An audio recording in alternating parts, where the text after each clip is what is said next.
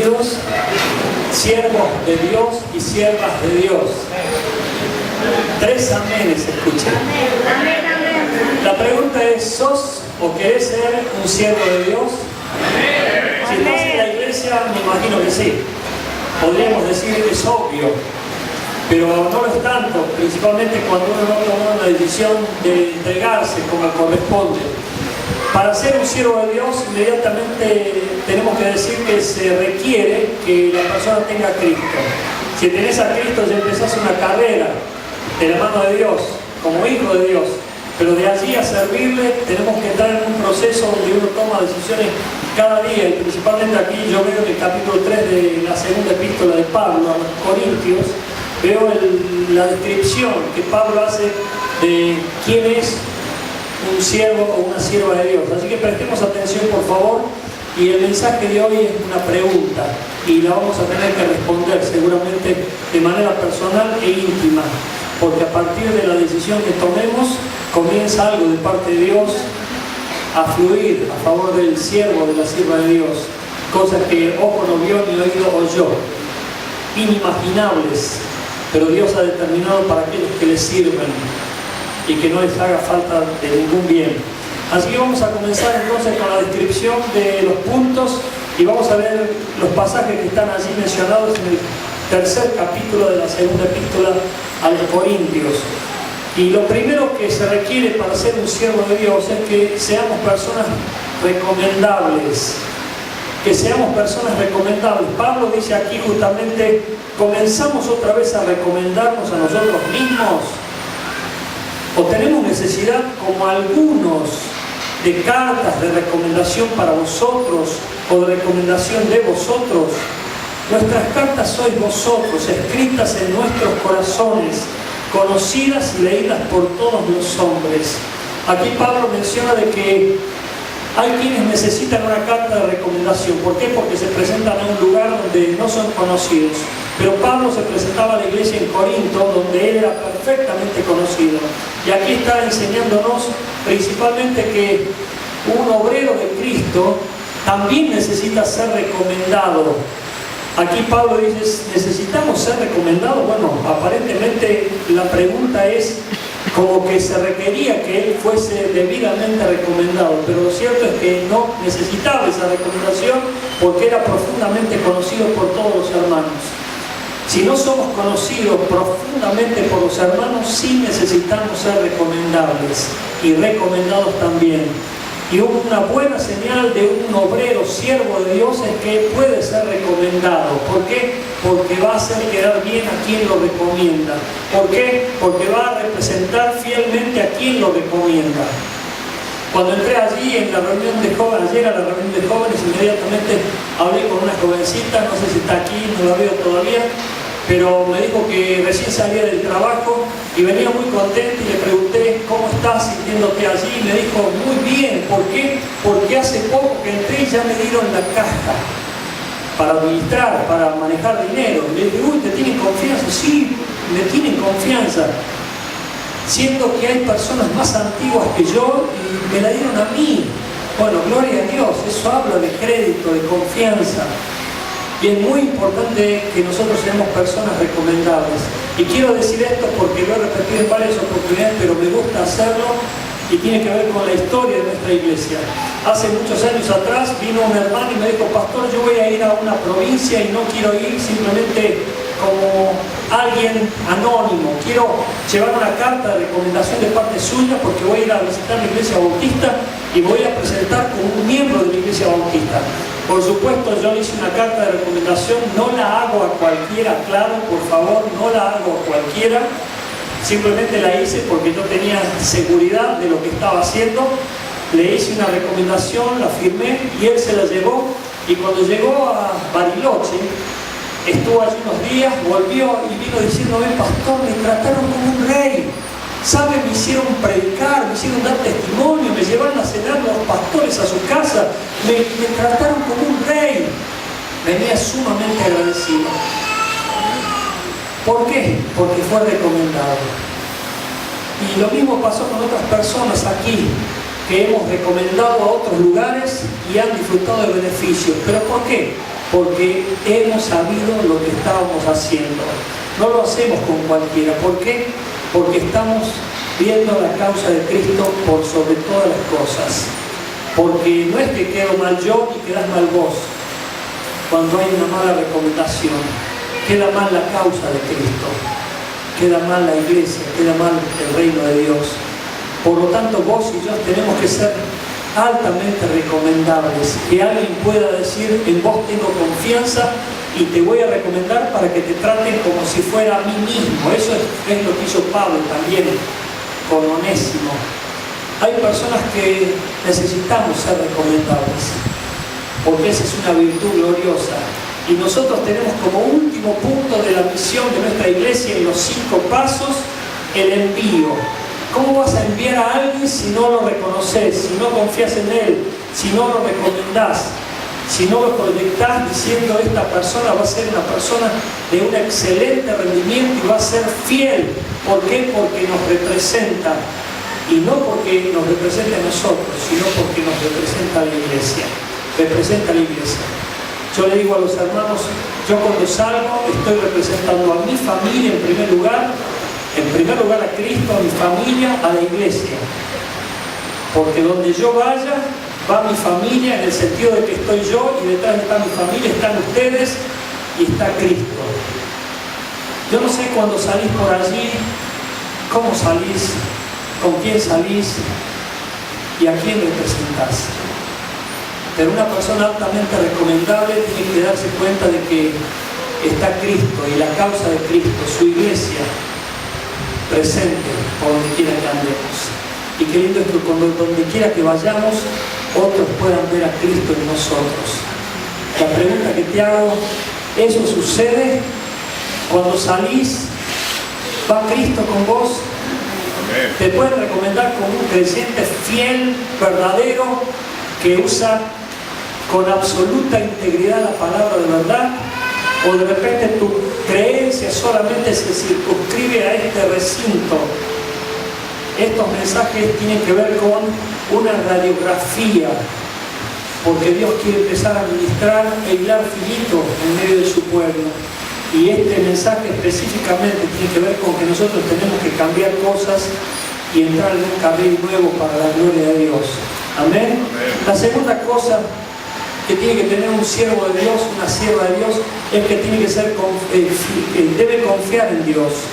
En el versículo 4 dice: y tal confianza tenemos mediante Cristo para con Dios, no que seamos competentes por nosotros mismos para pensar algo como de nosotros mismos, sino que nuestra competencia proviene de Dios. La confianza en Dios es fundamental, de fundamento, de base, de sostén. Y saben que muchas veces se encuentra gran incredulidad en las iglesias. Personas que dicen creer en Dios, pero no creen. Personas que no muestran su fe en medio de la prueba y de la dificultad. Hay personas que no se animan, tienen miedo. En el primer punto tuve que atender a una persona que me dijo: pastor, tengo miedo. Y hace tiempo que viene a la iglesia. El miedo es una herramienta del diablo y el diablo la utiliza para apagar la fe. Hay personas que se sugestionan, se intimidan. En el segundo culto también traté a una persona que me dijo: ¿sabe que no me animo, pastor? No me animo todavía. Sin embargo, nosotros en Cristo tenemos que sentir fe y, por supuesto, la confianza de hacer todo lo que Dios nos demanda, porque Él está apoyándonos, respaldándonos. La confianza en Dios es fundamental. Y yo te invito a tenerla, porque si no tenés confianza en Dios no podés representar a Dios. Saben que en este tiempo donde la gente sufre por la incertidumbre, la inseguridad y muchas cosas que están pasando, los que creemos en Dios tenemos que mantenernos firmes. En el primer culto también alguien se acercó y me dijo: ¿cómo puedo adorarle a alguien que tiene un terror a la muerte? Y me preguntaba: ¿qué tengo que decirle? Pues hay quienes no se animan a hablar de este tema. Sin embargo, Jesús vino a prepararnos para ir a la patria celestial. Y nosotros tenemos que ser personas que estén preparadas todo el tiempo. Y eso significa que no tenemos miedo, porque sabemos a dónde vamos. Sin embargo, hay personas que se asustan, se sugestionan, no quieren tocar el tema, es como que les hace como cosquillas para mal, pero todo eso tiene que ver con la falta de confianza en Dios. Cuando vos tenés confianza en Dios, descansás en Él y en su cuidado tierno y permanente, y provisión y poder, presencia con nosotros hasta el fin. ¿Cuántos me están siguiendo en el mensaje? Pero tiene que ver con la confianza en Dios, porque los que sufren de incredulidad están en pecado, y la incredulidad es no creer que Dios nos va a bendecir, no creer que Dios va a ayudarnos, no creer que Dios va a sostenernos, no creer que Dios va a defendernos, no creer que Dios va a prosperarnos. Hay gente que no cree y está en la iglesia, no digo en esta, pero está en la iglesia de Jesucristo y sufre de incredulidad, y eso es pecado, y por lo cual tiene que arrepentirse. Pero un siervo o una sierva de Dios no puede sufrir este mal. Tiene que tener una gran confianza en Dios. Voy a citar un texto y espero que alguno me lo termine. Dice el salmista: fíjate de Jehová con todo tu corazón, confía en Él y Él hará. Me sorprendieron, los felicito. Fíjate de Jehová con todo tu corazón, confía en Él y Él hará. Pero tenemos que fiarnos y confiar y creer que Dios está con nosotros todo el tiempo hasta el fin. Amén. La tercera cosa que necesitamos para servir a Dios y ser verdaderos siervos o siervos de Dios es ser personas de buena reputación. Y te sorprenderá, pero mira lo que dice el versículo 8. ¿Cómo no será más bien con gloria el ministerio del Espíritu? El ministerio del Espíritu Santo en nosotros es con gloria. ¿Y qué es gloria? La palabra en hebreo es kabod. Y kabod es una palabra famosa en el pueblo de Israel, y la palabra en griego es doxa. Ambas palabras tienen que ver con estos significados. Puede significar reputación, poder, hermosura, honra, belleza, peso, resplandor, reflejo de luz de un rayo, poder, algo espectacular. Y eso tiene que ver con la reputación de un creyente. Alguien que está realmente teniendo un buen trabajo con su testimonio, cuidado con su testimonio, está guardando su testimonio. A quienes hay que se cuidan y son prudentes, indudablemente tienen cuidado con este tema, pero hay personas muy descuidadas que hacen de todo sin importarle nada, pelean, gritan, insultan y se ofenden de nada y viven enfrentados a quien sea. ¿Qué reputación están gestando? ¿Qué reputación están edificando? Pero aquí esta palabra tiene que ver con el nombre que va a tener poder, reputación, gloria, hermosura, va a ser como un resplandor y va a ser algo muy llamativo, atrayente en la vida de las personas. Hay quienes a veces se preocupan por dejarle una casa a sus hijos, un dinero en el banco, pero hay quienes se preocupan por dejarle un buen nombre, además de todo lo demás.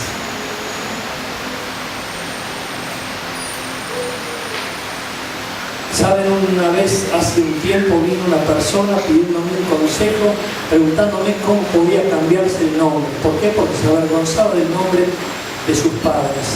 Yo le aconsejé que los perdonara, que los soportara, que les hablara y que fuese con ellos para invitarlos a la iglesia. Pero esta persona estaba sumamente ofendido y avergonzado del nombre que tenía.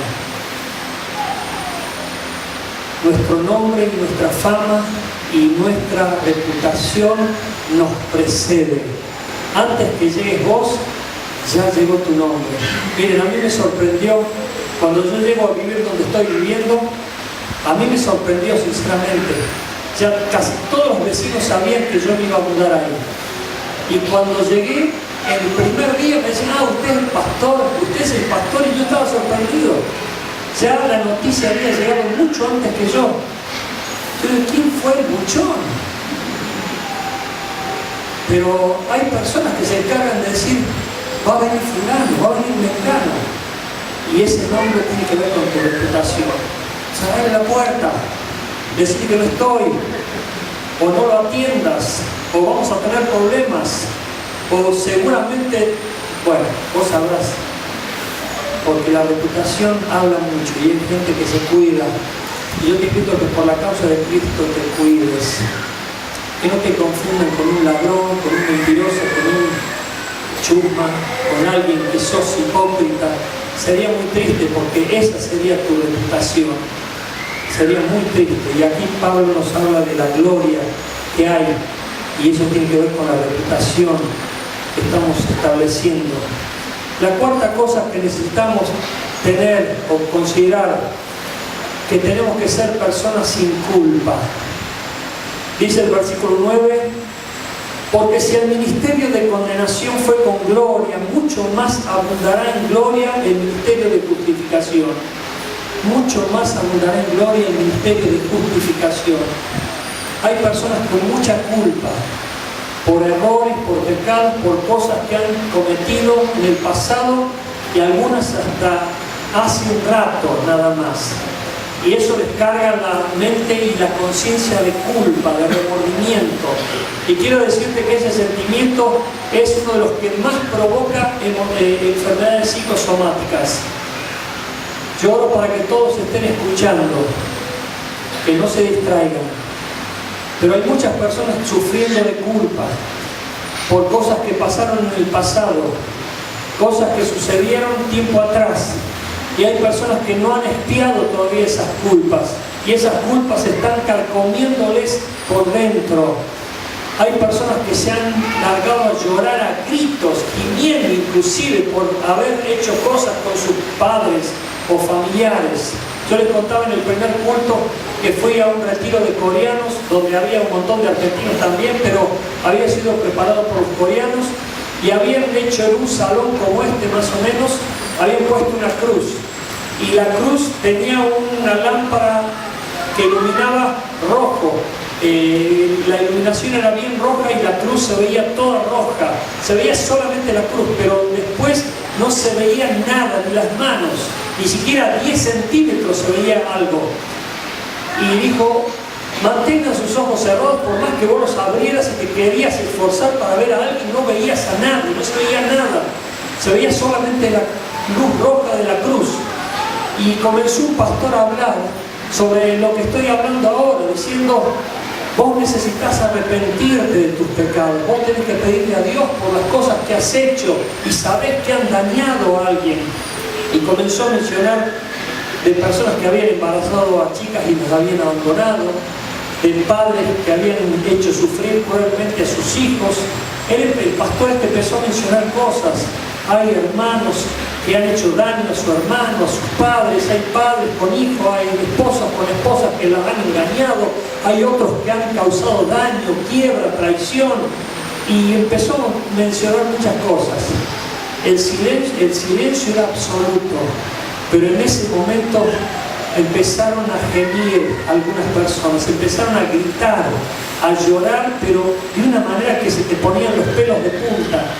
Y le gritaban a algunos: perdóname Dios, papá, perdóname, si estuvieras aquí te abrazaría. Y empezaban a gritar, a llorar. Había como 10, 14 personas a los gritos. Yo me pregunté en aquel momento, y lo hago todavía hoy, si estuviese la luz prendida como ahora, ¿alguno se hubiera animado a confesar su pecado tan abiertamente, a gritar? ¿O esperaron la oscuridad de las tinieblas para empezar a gritar, sabiendo que había una cruz dispuesta para el perdón? Dios está viéndonos a todos. Él sabe perfectamente todas las cosas. Y dice la palabra: mientras no confesé mi pecado, se consumieron mis huesos. Pero cuando los confesé, vinieron de parte de Dios tiempos de refrigerio. Un siervo y una sierva de Dios no puede vivir con culpa. Tiene que saber que la cruz de Cristo y la sangre derramada de Jesús, el Cordero inmolado en la cruz, nos limpia de todo pecado. Y como yo sé que algunos empiezan una nueva historia, te quiero animar pensando de que en Cristo son nuevas todas las cosas. He aquí, todas son hechas nuevas. No importa lo que haya sido antes, importa lo que sos ahora en Cristo Jesús. A lo mejor vos empezaste una vida porque empezaste en la iglesia, pero a lo mejor no has dejado las mañas, las costumbres y las cosas inmundas y pecaminosas que antes te caracterizaban. Todo eso a la larga va a traer culpa, va a traer remordimiento y va a traer maldición. Pero si vos cortás todo eso y lo pones al pie de la cruz, Dios va a darte una nueva historia, una nueva oportunidad, y vas a disfrutar sin culpa la vida cristiana y libres, dice el versículo 17, porque el Señor es el Espíritu, donde está el Espíritu del Señor, allí hay libertad, allí hay libertad. Que vos te puedas mover con libertad por la ciudad, por donde quiera que vayas, y que no haya un dedito acusador diciéndote vos sos esto o aquello, sino que sos libre para la gloria de Dios, porque el Señor te perdonó si te has arrepentido debidamente. La quinta cosa que tenemos que considerar, siendo personas que van mejorando, mira lo que dice Pablo en el versículo 10, porque aún lo que fue glorioso no es glorioso en este respecto, en comparación con la gloria más eminente. Hay una gloria más eminente todavía, hay algo mucho mejor que está más adelante, y nosotros estamos yendo hacia esa meta. Lamentablemente algunos se quedan en la etapa, no llegan a la meta, en esa etapa que es el desierto, donde se quejan, donde no entienden el propósito, donde no saben cómo actúa Dios, ni cómo Dios nos proyecta hacia la tierra prometida. ¿Cuántos me están entendiendo? Hay personas que se quedan en la etapa y sacrifican lo mejor por lo bueno del presente. Pero hay cosas mucho mayores y mucho mejores por venir que ojo no vio ni oído yo. Por eso siempre decimos, no te conformes, sí contentarte, pero no te conformes, porque hay mucho más todavía de parte de Dios. Pero para eso tenés que tener fe, tenés que confiar y tenés que saber que vas a ir mejorando día a día por la gracia y la misericordia de Dios. Amén. Por eso nosotros disfrutamos del poder transformador de Dios. Y eso es lo lindo, que estamos cambiando para mejor. Estamos cambiando para mejor. El que dijo amén más fuerte fue el del lado o vos. Porque el del lado es el que te conoce íntimamente. El que está a tu lado es el que te ve todos los días. El que está a tu lado pudo decir, sí, mi esposo está cambiando, mi esposa está cambiando, mi hijo está cambiando, mi hija está cambiando, o seguís siendo el mismo de siempre. Nosotros estamos mejorando siempre porque hay una gloria más eminente por delante. Hay un pastor al cual yo saludo siempre y digo, ¿cómo estás? Bien y mejorando, me dice. Y yo cuando ando por la ciudad y encuentro a alguien en la calle, le pregunto, ¿cómo estás? Me dicen, muy bien. Y le agrego, pero podés mejorar. Decirle al lado, al que tenés al lado, podés mejorar. Pero para eso tenemos que estar dispuestos. Y saben, cuando apenas terminó el culto segundo, a la tarde un hermano viene y me dice, ¿cómo está, pastor? Muy bien, le digo, pero puede mejorar. Ah, sí, por supuesto. Caí en la misma yo.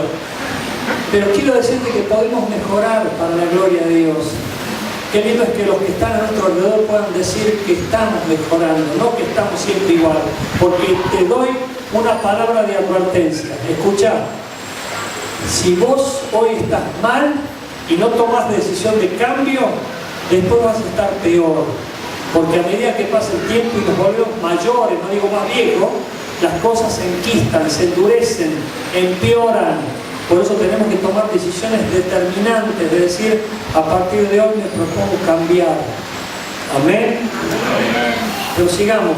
En el punto 6, siendo personas que permanecen, dice el versículo 11, porque si lo que perece tuvo gloria, mucho más glorioso será lo que permanece. La permanencia es la que da la victoria, la permanencia es la que nos permite alcanzar la meta. Hay personas que no permanecen en un puesto, son inestables, van y vienen, sufren de un problema de inestabilidad, no se han definido, no se han determinado, no se han plantado, y la palabra claramente dice, plantados en la casa de Jehová, en los atrios de nuestro Dios, florecerán. Para que empiecen a verse las flores, tiene que haber raíces buenas, bien plantados. Yo te invito a plantarte en la visión, a plantarte en el ministerio, a plantarte en la iglesia, a plantarte en la célula. Eso va a dar seguridad. Pero aquellos que se mantienen firmes en la brecha, son los que alcanzan la victoria. Amén. Por eso te invito a plantarte, a afirmarte. ¿Quién me sorprende y me dice lo que dice el Salmo 125, versículo 1? Tenemos que ser como quienes. Fuerte. Como el monte de Sión. ¿Y cómo es el monte de Sión? Que no se mueve, sino que permanece para siempre. Tenemos que ser como el monte de Sión, que no se mueve, sino que permanece para siempre. Eso te va a dar una bendición muy grande. Miren, doy gloria a Dios, pero podríamos decir muchas cosas al respecto. Pero cuando empezó nuestra iglesia, yo les conté una vez, al principio Dios trabajaba con nosotros, estaba probando nuestro carácter, nuestra convicción, nuestra consagración, nuestra autoestima, estaba probando todo Dios. ¿Por qué te digo eso? Porque parecía que estábamos sembrando en mármol, no salía ningún fruto, no pasaba nada. Y predicábamos al aire libre, pasábamos películas, repartíamos tratados, invitábamos y visitábamos por todos lados. Y yo les llegué a preguntar, pero Señor, ¿será que tú nos has traído aquí a esta ciudad? ¿O fue nuestra emoción? Sin embargo, Dios me decía, sigan adelante, sigan adelante. 6 veces me arrodillé para preguntarle al Señor si tenía que quedarme, y en 3 oportunidades el Señor me dijo, sigan adelante.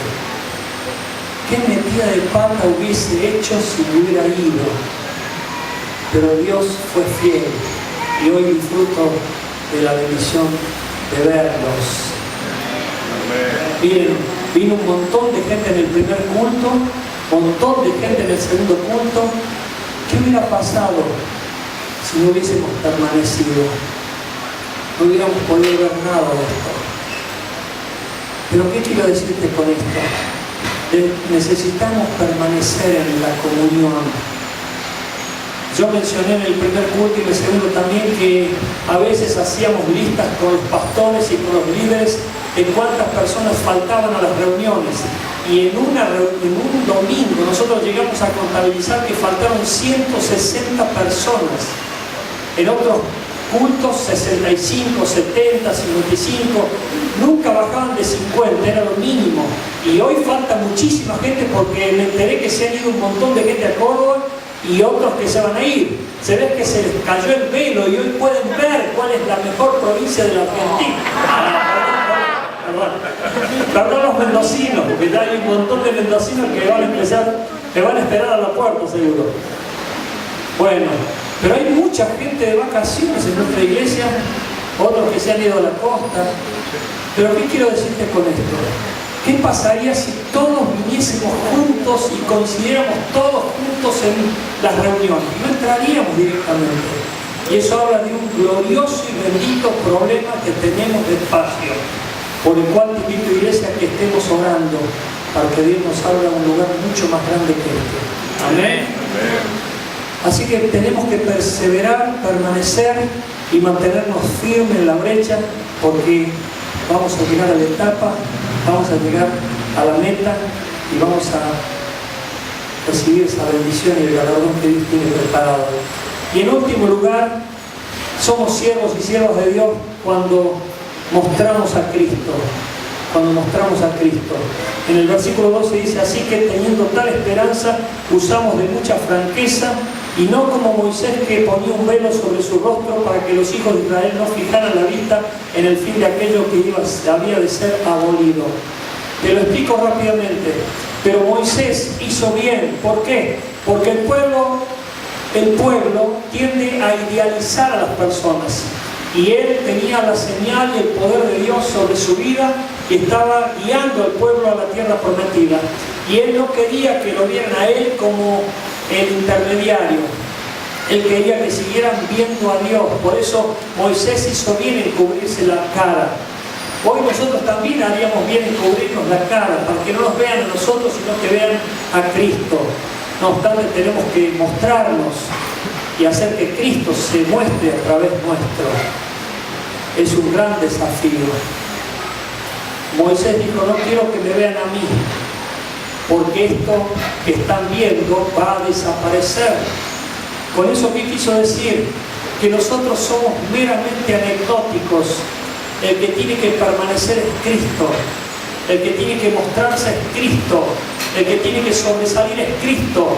El que tiene que ser reconocido y exaltado y adorado y puesto en eminencia es Cristo. Amén. Nadie más.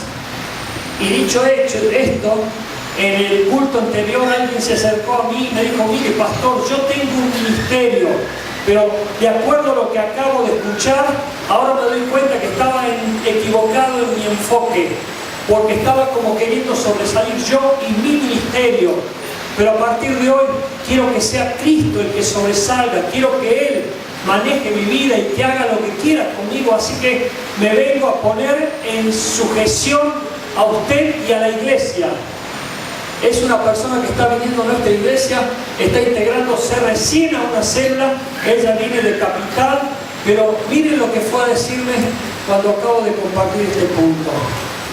Si todos nosotros hiciéramos exactamente lo mismo, rendirnos a Dios y decirle, Señor, encárgate de mi vida y de mi ministerio, haz con mi vida y con mi ministerio lo que quieras.